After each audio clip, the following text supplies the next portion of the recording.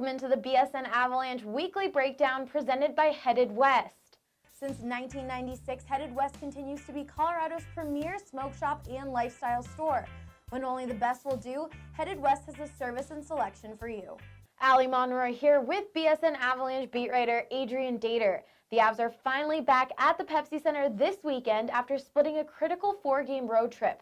The team beat the Florida Panthers Thursday night 2-1, and now they're set to face off against the Tampa Bay Lightning and the Pittsburgh Penguins.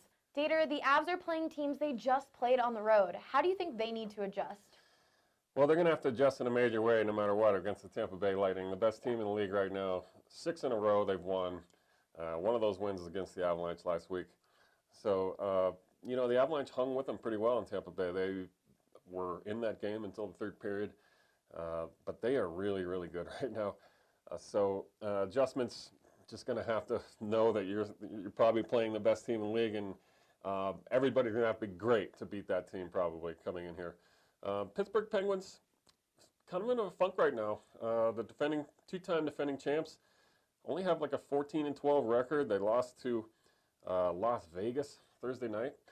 So I guess the Avalanche are going to have to adjust their team. That's probably going to come in here kind of mad, especially after the Avs beat them in Pittsburgh 2-1 last week. They're going to have to be on their toes for that team too, because they take everything so seriously there in Pittsburgh. The coach is just a maniac for things. He tries to dress each visiting room like it's a home game with rugs and tags all over the lockers, and makes it look like a home game for them. So the Avs got to make sure this is their turf, and don't let it get taken away from them by Pittsburgh. Semyon Varlamov had been pretty average going into Thursday night's game against the Panthers, but he rebounded with a great performance, stopping 32 of 33 shots. What do you think changed for him on Thursday night? Allie, I think it's the difference was that it's like a great pitcher. You have to get to them early, typically, to beat them. So when Varley gives up an early goal, he's typically easier to beat. He seems to get sometimes a little down on himself, gives up a couple more goals after that, and he can be beaten that way. But when he's on his game early, he's making those early saves like he did Thursday night against Florida. He stopped all 11 shots he saw. Then he gets tougher, and that's the way he was Thursday. He was in front of the puck all the time. He wasn't moving too laterally about everything, not seeing things out of the corner of his eye. Everything seemed to be right in front of him, which is what a goalie tries to do. So, he's not going to play Saturday against Tampa Bay, but he will be back against the Penguins. And I think, when he gets his game going and he gets hot, boy, the Avalanche can win against anybody, really. The NHL will name their AllStar Game roster in about 3 weeks.